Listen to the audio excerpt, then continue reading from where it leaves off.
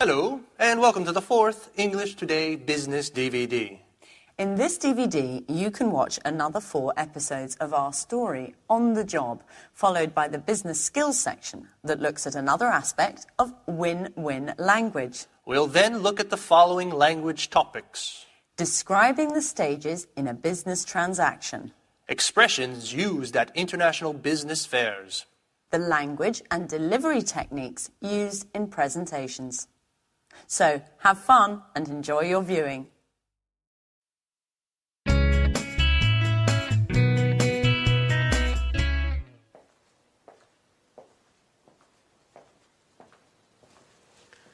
Excuse me, my name's Victoria Lee. Today's my first day at work and I'd like to know... Great. Great way to start. Where is everybody? Mr. Stevens told me I was going to meet my new colleagues and they were going to explain everything. Wonder if I've come to the wrong department. Ah, you must be the new arrival. Pleasure to meet you. I'm Rachel. The pleasure's all mine. My name's Victoria Lee. Mr. Stevens asked me to show you the office and explain everything. So, over there is the fax and the photocopier. This is your desk and computer. What else? Oh, yes, you'll find a coffee machine down the hall. But please, remember... Few breaks, and please keep them short. This gentleman is Gary Reynolds, head of marketing. How do you do? I'm Victoria.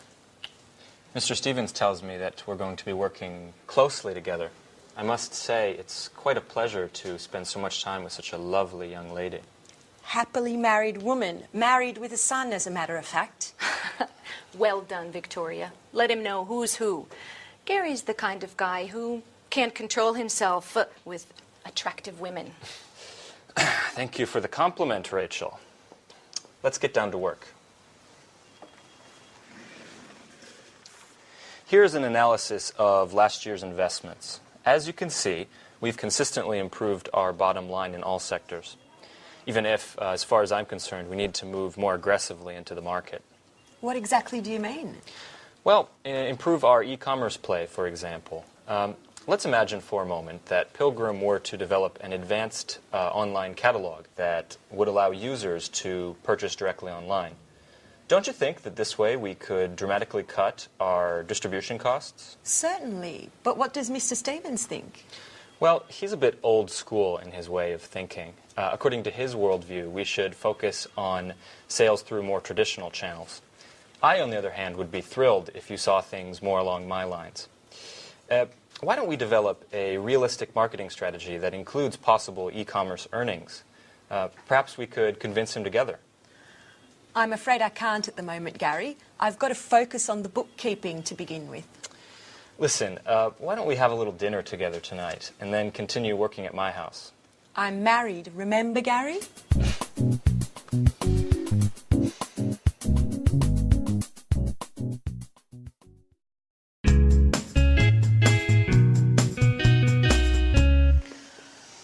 Statistics, accounts, reports. Not much has changed from Spectre. And I was hoping for a more creative position. See you later. Oh, hello. You must be the new hire. I'm Anne Baxter. I'm Victoria Lee. I recognise your name. Have we met before? I don't think so. Or perhaps we met at the Red Lion pub. I often go there with my friends. No, it doesn't sound familiar. Actually, I have a son, so I don't get out much. But still, I've heard your name before. Just a moment, now I remember. We met on the telephone when I was still working at Spectre. We both had that problem with our courier, Fast. Oh, yes.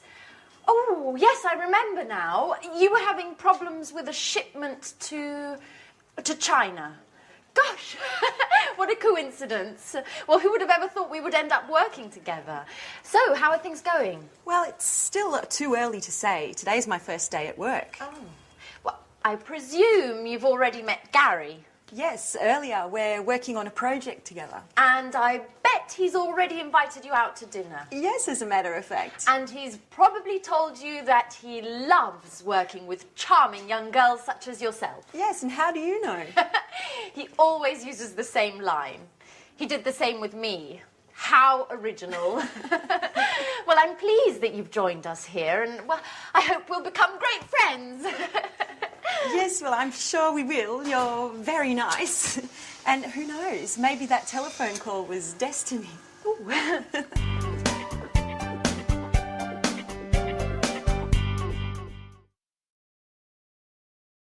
So let's talk about making presentations. I think it's very important when you decide to make a presentation to give it a good structure, because that will help you when you're actually giving it. So let's look at some of the language which will help you give the presentation structure, okay? And let's call on the screen to help us with that. First, it's important to draw everybody's attention to make sure people are quiet. So you could say, for example, shall we start? Shall we begin? Or let's get started.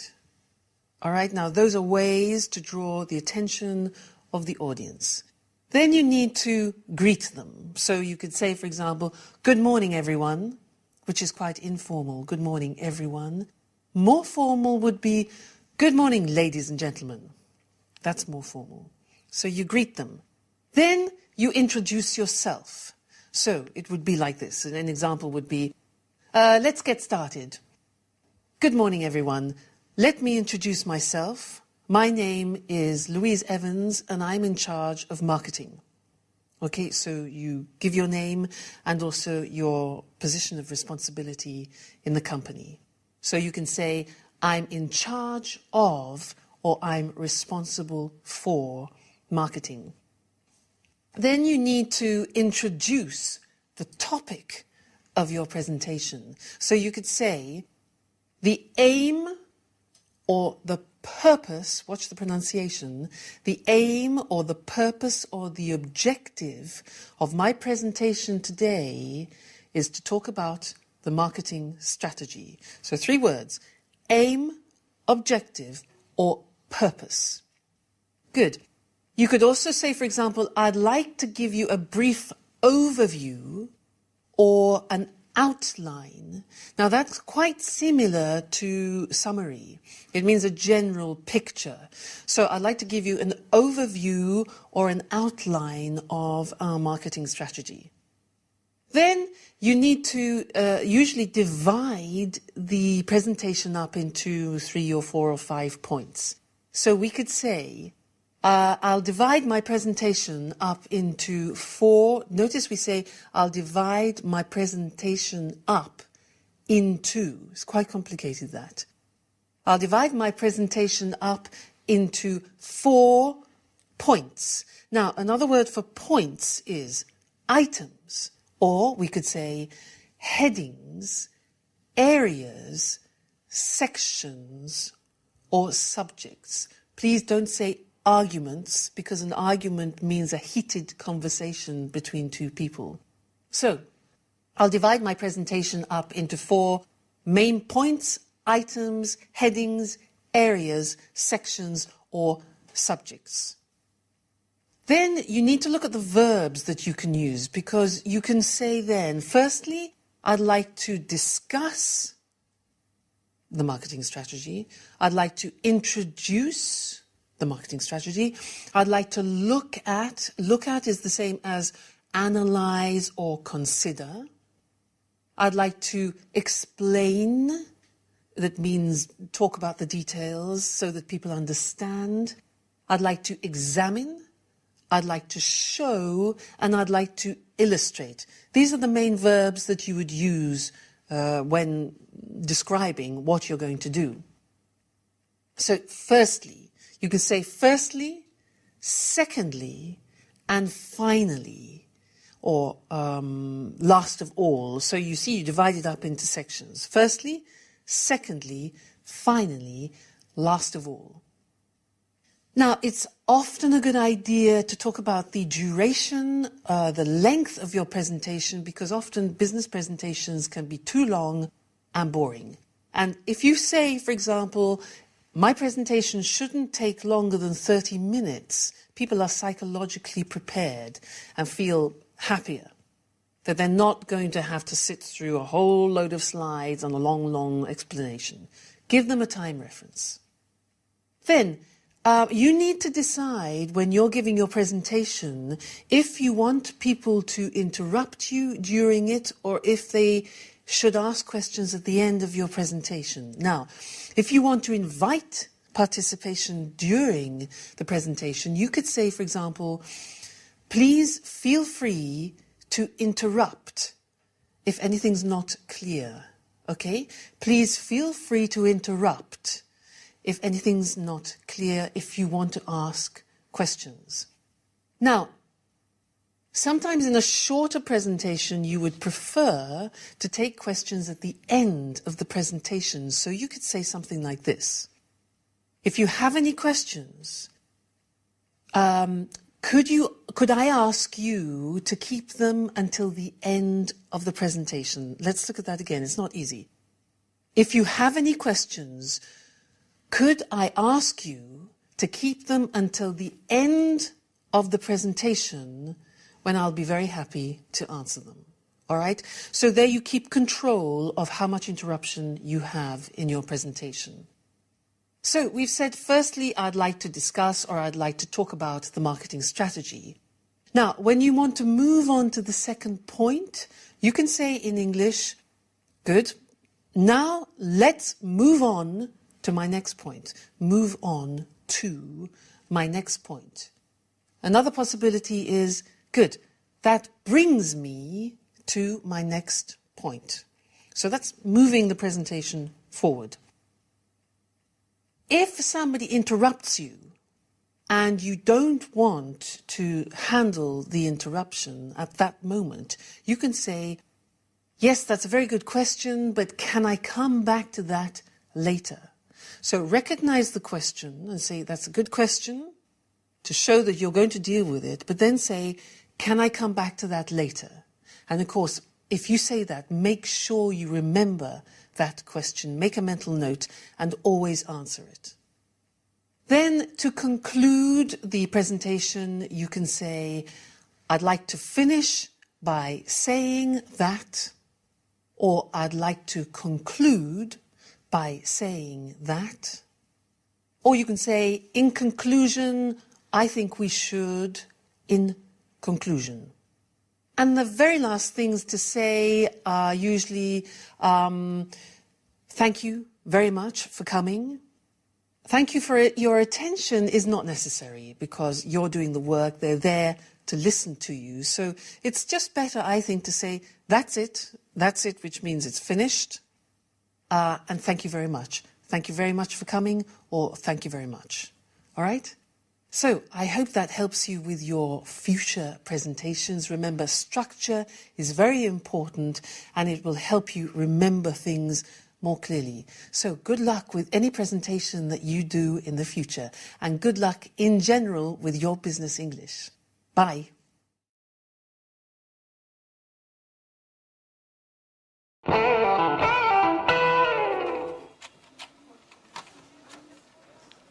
Who's in charge of delivery to the Blue Moon Bookshop? Ann and I. Why? They've just telephoned complaining that they haven't received anything yet. Well, that's impossible. I sent the delivery 5 days ago. That's just it. I don't understand what could have happened. The merchandise should have arrived by now. Anne, call the shipping agents to find out what's up.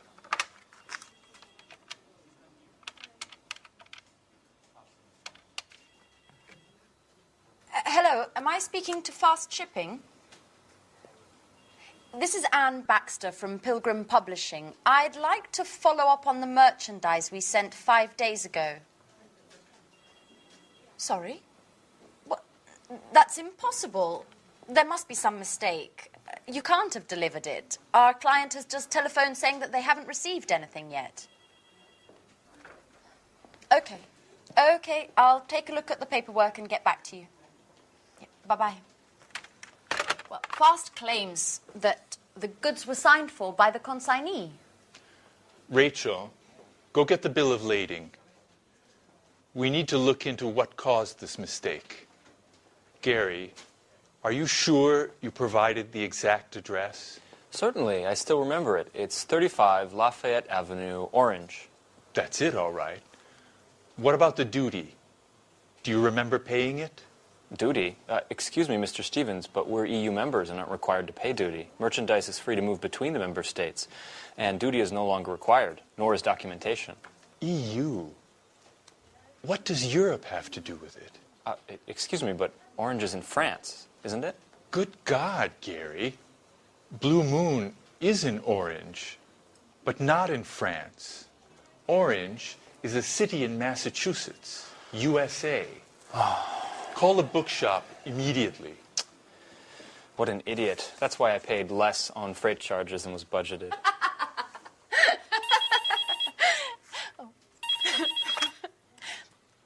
Hello, Pilgrim Publishing. This is Anne Baxter. How may I help you? Hello, this is Victoria Lee. I'm calling in regards to the shipment. I was wondering if you had any news yet. Yes, actually, I was just about to call you. Unfortunately, there's been a misunderstanding, but don't worry. We're taking care of things on our end, and you should receive the goods very soon. Could you tell me exactly what's happened? My boss is extremely upset. The shipping documents were in order. According to the bill of lading, the supplies should have already arrived. Can you explain why the merchandise is blocked in the custom warehouse? Customs? Oh, no, you see, I'm afraid there's been a slight problem in addressing the goods, and they've been sent to a destination in France instead of Massachusetts. France? Massachusetts? What are you talking about? The merchandise was destined for China. China? Excuse me, are you the owner of the Blue Moon in Orange, Massachusetts? No, I'm not. I work for Spectre. We're a multinational sporting goods manufacturer. I'm speaking with Fast Shippers, aren't I? Well, actually, no. This is Pilgrim Publishing. I'm afraid you've got the wrong number. But we do have something in common. We both use the same courier.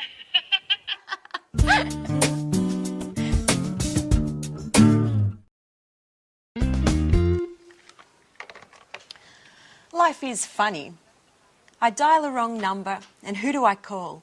A publishing house. Maybe it's fate. Nice young woman as well. What was her name? Anne Baxter, that's right. We use the same couriers and are both having problems with deliveries. What a strange coincidence. Mrs. Lee, have you spoken with Fast Shippers yet?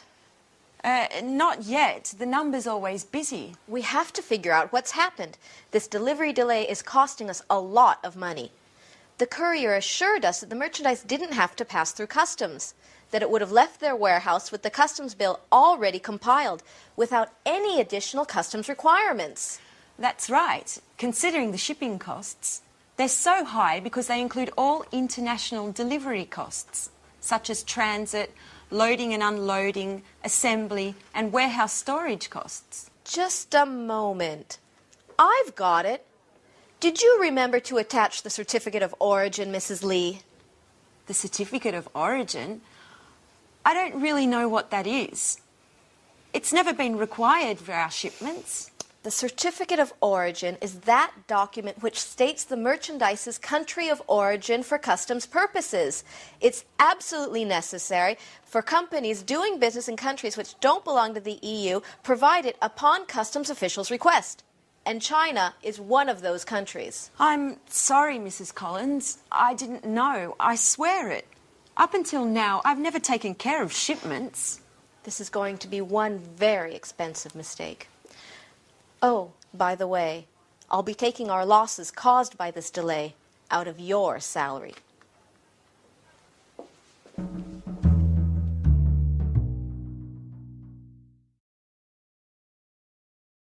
Orange, France, Orange, Massachusetts. Well, that's an understandable mistake. But Orange, China? You see what can happen if the goods are addressed to the wrong place. It can be very costly, as we saw in the video.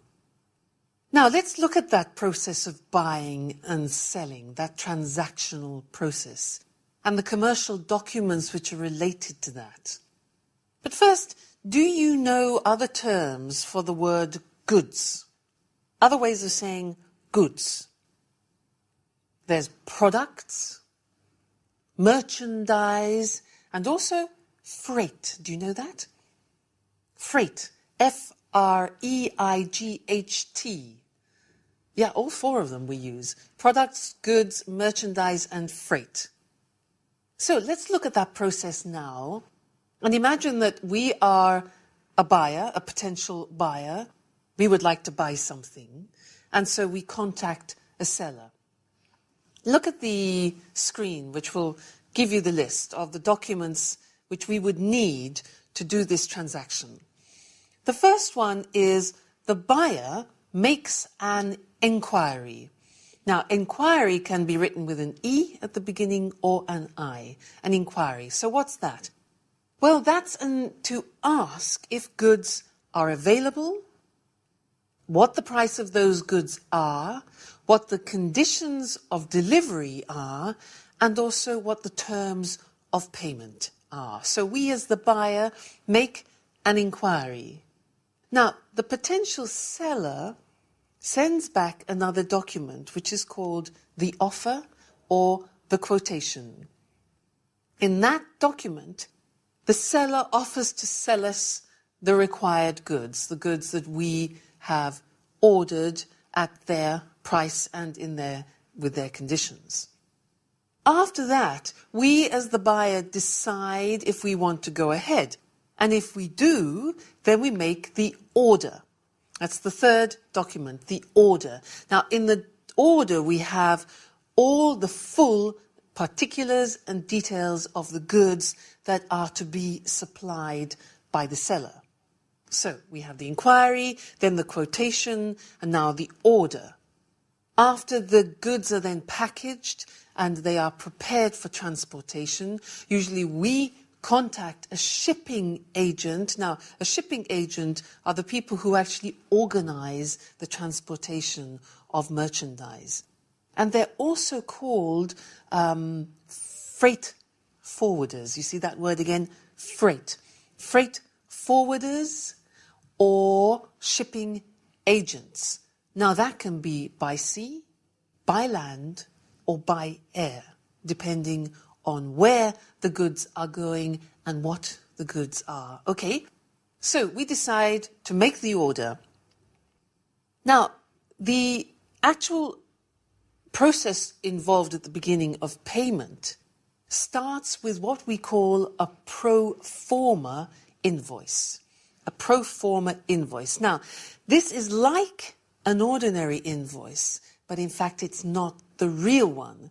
It has all the details of the transaction, but it's not yet the real invoice. And that's often given to shipping agents who are doing the transportation.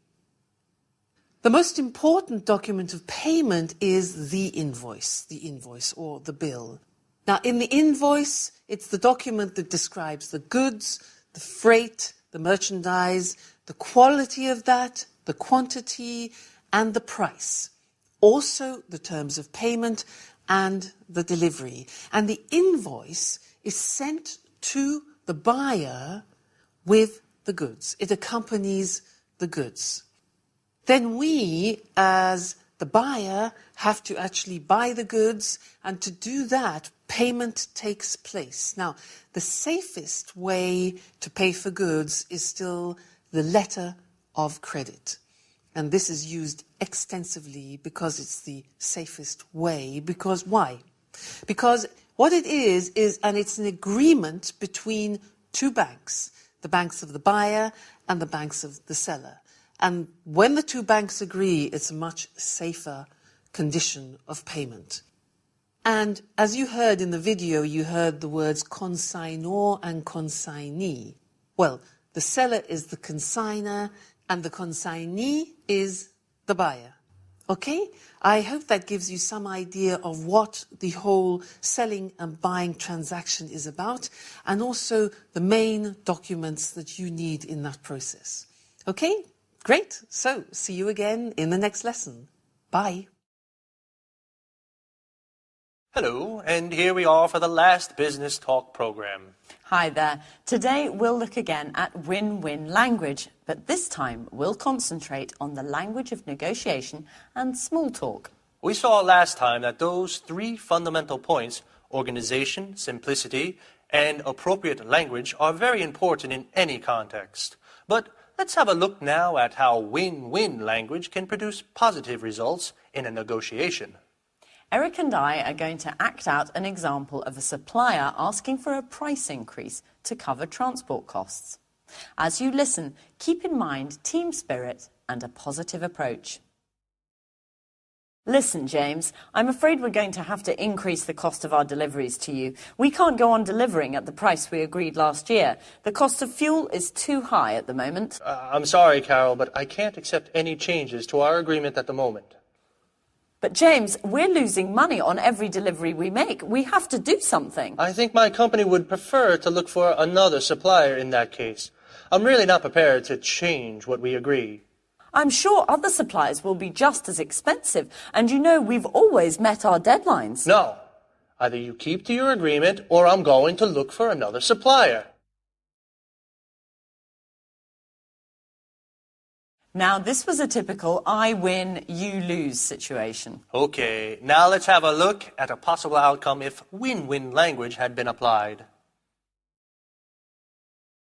Listen, James, I'm afraid we're going to have to increase the cost of our deliveries to you. We can't go on delivering at the prices we agreed last year. The cost of fuel is too high at the moment. Carol, this is very difficult. Let's try to see if we can find an alternative solution. Good idea. Why don't we try to break down your costs and see if we can help you make some savings? Well, as I said, the problem is simple. It's the high cost of fuel. How about trying to reduce the number of trips? If we can order in bigger quantities, surely you can save on the fuel. It might be possible. Give me some time to make some calculations. Okay, shall we talk tomorrow and see if we can reach an agreement that works for both of us? The result in this situation is very different. Eric was friendlier in his approach and didn't immediately turn down my request. First, he tried to find out exactly what I wanted. Yes, the idea is to look for alternative solutions that make both parties happy. Let's have a look now at how the same language I used in the negotiation can also work in a more informal situation like a business lunch. This time, we're deciding where to go for dinner this evening. A clear I win, you lose situation would be... What would you like to do this evening? I'd like to go to a fish restaurant. Unfortunately, my wife doesn't like fish. Well, I'm sure the restaurant will serve something else for her. Well, yes, all right. I know a good fish restaurant. Could you pick me up at the hotel? Yeah, sure. This time I'll apply some win-win language. Let's see what happens. What would you like to do this evening? How about going to a fish restaurant? Does your wife like fish? Unfortunately, she doesn't. No problem. Why don't we try to find a restaurant that your wife likes that can offer me some good fish as well? Great idea. I think you'll like her favorite restaurant. They do fish, too. Fine. Let's meet at the restaurant. I can take a taxi from the hotel. Oh, of course not. We'll pick you up at the hotel. Okay, well, we haven't got time for anything else today, so goodbye. Bye-bye. So, if you're negotiating or deciding where to go for an informal business dinner, win-win language can really make a difference. Let's have a look at the 4 phrases used in both win-win situations that made this difference. How about trying to reduce the number of trips? Why don't we? Why don't we try to find a restaurant that your wife likes? Let's try to see if we can find an alternative solution. Shall we? What time shall we meet? When placed at the beginning of a sentence, these phrases involve the other person and keep them involved in the conversation. Even in informal situations, it's important that no one comes away feeling they've lost. So this technique can be very useful. The key to small talk is simplicity. Use open questions. Where did you go on holiday last year? They keep the conversation going. Try not to use closed questions. Did you go on holiday last year? They only require a yes or no answer, which can often finish a conversation. Prepare some simple responses to things that people may tell you. That's interesting. Congratulations. Oh, how terrible. That's too bad. Fantastic. Amazing. Most important, prepare an appropriate way to say goodbye. I think it's time for me to get back to the hotel. Thank you for a lovely evening. I'm afraid I have to be leaving soon. I still have to finish some work. It's been wonderful meeting all of you. Well, it's been really nice talking to you. Use win-win language and everyone is a winner.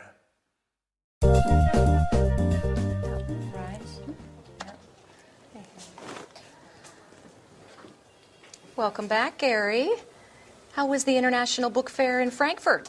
Great. I cultivated a number of interesting contacts that could lead to great opportunities. I also participated in a very important conference on the current state of affairs in the international book market. Oh, do tell, Gary. Yes, okay, but just a brief summary because I've really got to get going. Mr. Stevens wants a report on the trade fair ASAP, and I've been away for 3 days, so I've got a ton of work to catch up on. In any case, a number of the top company representatives from the largest international publishing houses participated. The most interesting presentation was surely that of John Schumann, one of the top experts in the publishing sector. And what did he have to say? Excuse me, just a moment. It's one of my contacts from Frankfurt. As I was saying, John Schumann, using the most current data as his starting point, he determined that the publishing market is growing slowly and that the number of readers is stagnant. It's the readers who already buy books and who want to increase the size of their libraries who are responsible for sales. To cut a long story short, the current crisis has been around for a while. Unfortunately, yes. Just the other day, a friend of mine from Amsterdam in the publishing trade was telling me that his company has had to let 15 people go since the beginning of the year. You're kidding. Does that mean that we could become redundant? No, Rachel, I just finished telling you that the trade fair was a huge success. We've just got to look at these things over the long term. It's the latest technologies that will offer the most success in this market. What do you mean? I'm talking about digital editing. We are on the cusp of a revolution in publishing.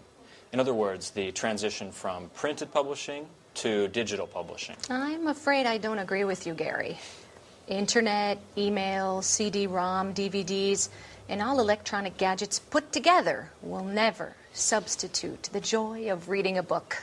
I know, Rachel, you are a Luddite, but this is the future. The owner of a multimedia publishing house from Stockholm told me that they were able to greatly lower production, distribution, and warehousing costs, all due to digital publishing. Not only that, but just think of the level of interaction we can achieve with readers via internet. And besides that, just a moment, excuse me. I bet it's one of your important contacts from Frankfurt. Yes, as a matter of fact, it is. Judging from your expression, I'd say that these contacts are mostly female.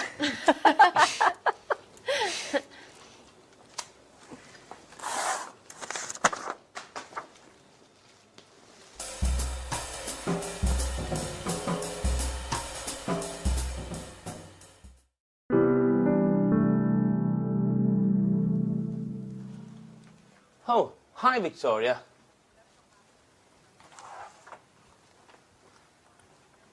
Why weren't you at the meeting this morning? Which meeting? The meeting that Mrs. Collins called with all the department heads to come to grips with the situation. And I quote, to discuss the means with which we can improve both production and company efficiencies. No one told me anything. I bet she did that on purpose, my darling boss.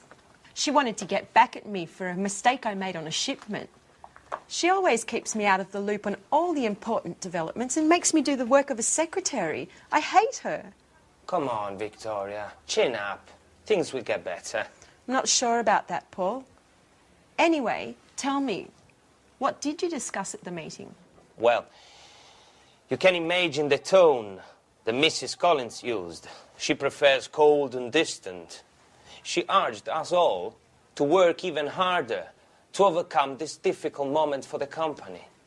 According to her, we should be working 24/7, 365. Listen to this. She told the warehouse manager to calculate the efficiency of workers more precisely as they go about their tasks, and if necessary, to lengthen their hours. Then she invited Mr. Rover, the personnel director, to evaluate the necessity of any new hiring. She told him that from now on, each and every short-term or long-term plan must first be evaluated and approved by her. I always said she was a dictator. Yeah. And she claims that we should be delighted at her flexibility, and that many corporate heads she knows would just resort with a huge personnel cuts to improve the situation. Oh, what an understanding woman. You bet. Then she added that companies need to meet deadlines and to work within strict budgets in order to keep clients satisfied and remain competitive in the market.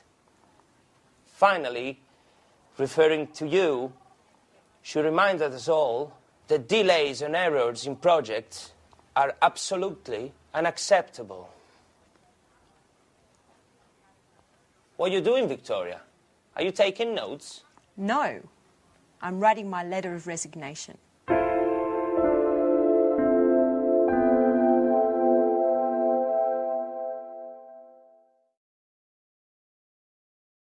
Did you hear what she said? She said, I'm writing my letter of resignation. Now, do you remember what that means? Letter of resignation, it means she wants to resign, she wants to leave the company and quit her job. Poor Victoria.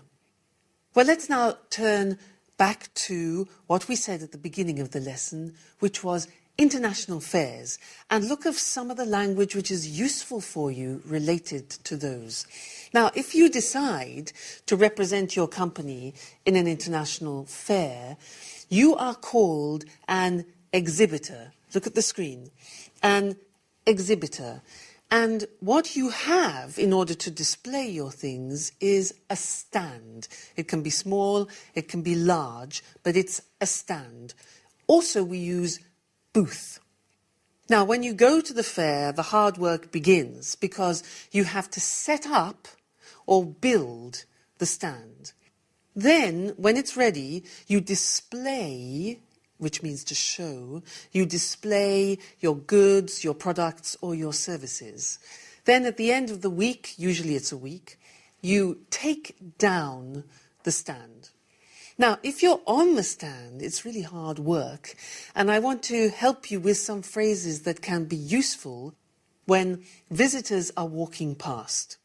Now, as they walk past, you often want to invite them onto the stand. Sometimes they will talk to you directly, but other times they just want to come on and look around. So you could say, do come in and have a look around. Have a look around. Now, another thing we use, which is very nice, is please feel free to browse. Please feel free to browse. Browse, which is also computer language, it means to look at things calmly. Okay? Now, obviously you don't want to abandon them, so you could say, if you need my help, don't hesitate to ask. If you need my help, don't hesitate to ask me. Okay? Now, obviously, with potential clients, there comes a time where you will be talking about prices. So, often a question that they will ask you is, what price discount do you offer on large quantities? Price discount, okay? Or what discount do you offer on upfront payment, which is an American term, or cash in advance, which is the British term. So that means you pay upfront. You pay before receiving the goods. Now, when you're answering questions like that, It depends on the person you're talking to because they might be from Japan, from Germany, from America. So an important question to ask is, which currency would you like me to quote you in? Which currency? It could be yen, it could be pounds, it could be French francs, for example. So which currency would you like me to quote you in? Now, you could also say, for example, our price is X works, fob, or chief. Now, these might be familiar to you. They are the specific Incoterms. Incoterm means the international contract terms. Okay? Let's move on. Payment. Now, that's an important consideration. The question could be, what are your terms of payment? And you might want to answer, well, we usually work with a letter of credit. And as we said before in the previous lesson, a letter of credit is probably the safest term of payment. Then delivery questions could be, how long will it take you to deliver after confirmation of the letter of credit? Other possibilities are, they will ask you, what are your delivery conditions? Can you shorten your delivery time? Now, shorten means reduce it. So can you shorten your delivery time to, for example, 15 days? And another thing is transportation. Which freight forwarders, do you remember that? Shipping agents. Which shipping agents or freight forwarders do you use? Now, if you have to produce things, then you could ask the question, for example, or state, we need 60 days production time. Another word for production time is lead time. So we need 60 days production time, lead time from receipt of the letter of credit. That's very important. These conditions are extremely important to state at the beginning of your business relationships. Then, when you've talked and when it's time for the client to leave, you exchange business cards. So you could say, here is my business card with our company details. You can reach me on this number anytime during office hours. Notice we say you can reach me, you can phone me, you can contact me. Then after the fare you can say, for example, let me know if you need anything, or give me a call if you have any queries. Queries, another word for questions. Don't hesitate to contact me if you need help. Okay? And then just wish them have a good trip back, because they've probably traveled from another country. All right? Well, I hope that helps you in some way to deal with the situation when you're on the stand. And good luck, because it's really hard work. Okay, thanks very much, and see you in the next lesson. Bye.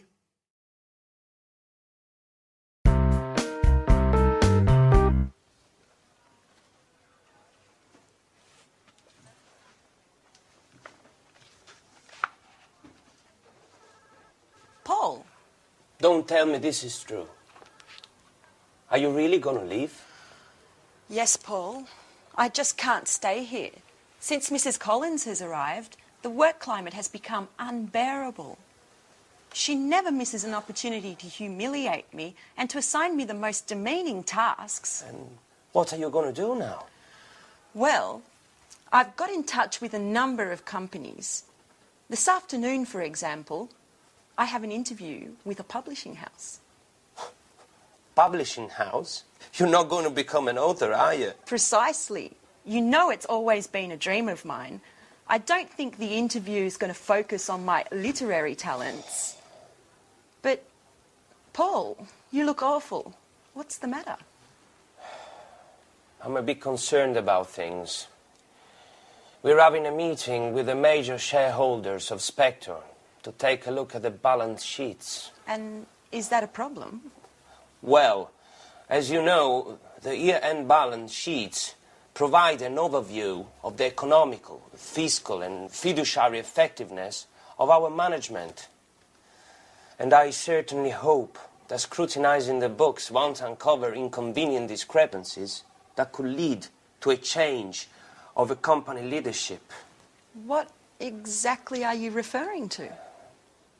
As you know, things haven't been rosy lately, even if there has been a slight improvement in share prices during the last quarter. However, at the same time, the outstanding debts to our suppliers have also increased. In other words, our revenues don't cover our expenses. The situation is serious then. That's right. I'm afraid we'll need to resort to additional outside financing. I've been calculating the various balance sheet entries to understand what's causing our debts and try to develop a plan of attack to get our weak points under control. The results are anything but encouraging. As you well know, the solidity and integrity of our financial core assets are indispensable to keeping our production capabilities intact and revenues flowing. I certainly wouldn't want to be in your shoes at the meeting. No kidding. I'm predicting lightning and thunder. I wish I didn't have to participate. Perhaps I could come down with a sudden case of flu or something. How about kidney inflammation accompanied by high fever caused by a highly contagious virus mysteriously present in the company? You'll laugh, but now that you won't be here, I'll have to double the work. By the way, they don't happen to need someone else at the publishing house you were speaking about. So you're a secret author as well? No, but I can do a lot of things. For example, use a computer, make photocopies, send faxes. That should be enough, shouldn't it? What a clown. I'm going to miss your jokes, Paul.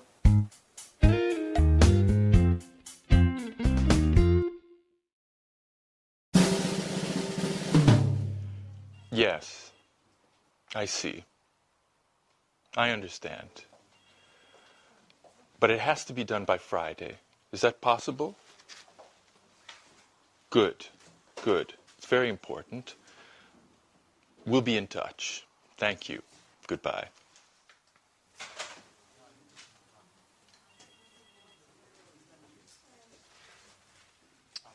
Mrs. Lee, you've got an exceptional CV. Well, thank you, Mr. Stevens. I don't quite understand why you left Spectre.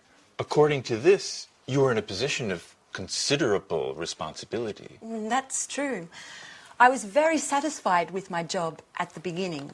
I had a very prestigious position and many high-profile projects were sent my way. However, once Spectre was taken over by a Japanese multinational, things just took a turn to the worse. My boss was let go, many of my colleagues were transferred, and I was relieved of my duties. And of course, well, maybe I shouldn't tell you. Please do. No reason to be afraid. Well, the truth is, I just didn't get along with my new boss. I appreciate your frankness. Sincerity is one of the main qualities that I look for in my employees. But tell me, Mrs. Lee, how are your bookkeeping, invoicing, and administrative skills? Excellent, I would say. But I wanted to speak to you about an... Are you familiar with the publishing market? Yes, to a certain degree. But as I was saying, ever since I was a child, I've always been fascinated by... You can tell me about your dreams at another time, Mrs. Lee. Currently, we're busy with our year-end balance sheet, and I need a well-trained assistant to prepare an assessment of our administrative expenses and to study our assets and liabilities. You, considering your experiences, appear to be a perfect fit. Well, thank you, Mr. Stevens. But once this emergency has blown over, I was wondering if perhaps you could take me into consideration as Yes? as an author. I'm quite talented. My literature professor at university used to encourage me. This is not a school, Mrs. Lee. I got in touch with you to speak to you about our marketing office. That's what I'd like to hire you for. Please don't be offended, but keep your dreams to yourself for the moment. As far as books are concerned, we can get started on the bookkeeping immediately. Certainly. But later? We'll see. We'll see.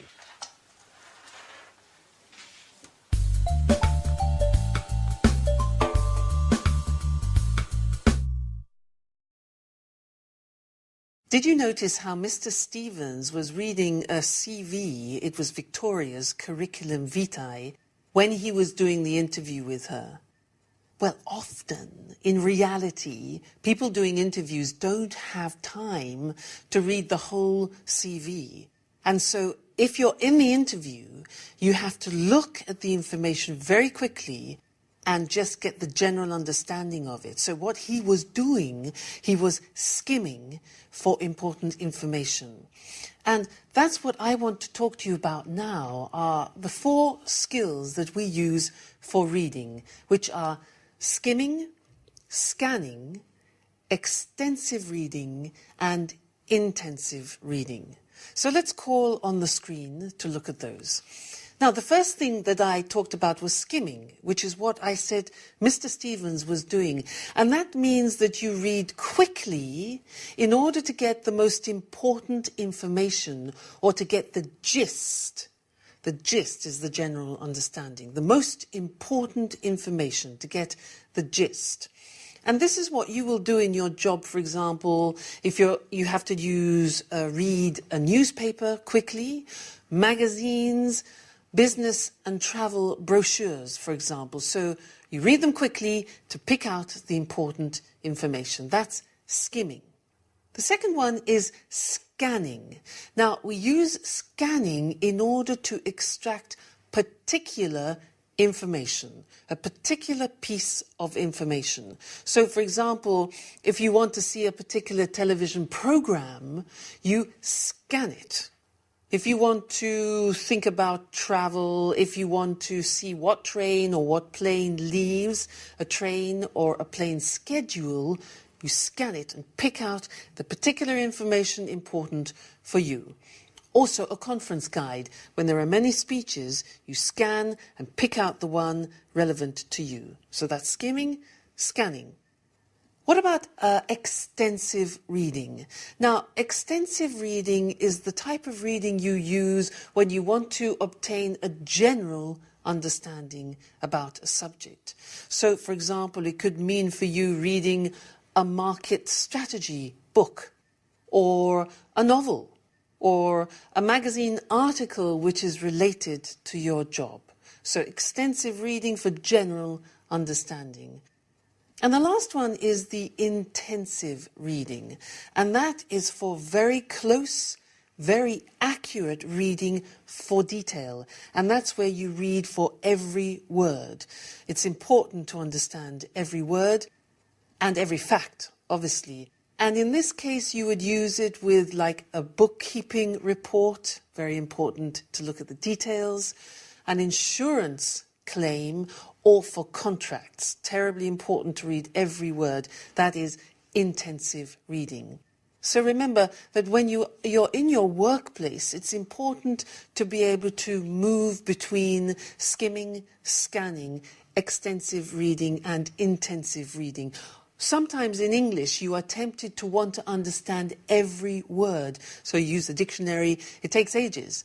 It's just not necessary. Remember, check on what the task is that you want to achieve, and then choose whether you need to skim or scan, and don't bother about the words that you don't understand. Go for the particular information. All right? So happy reading. Bye, and see you in the next lesson.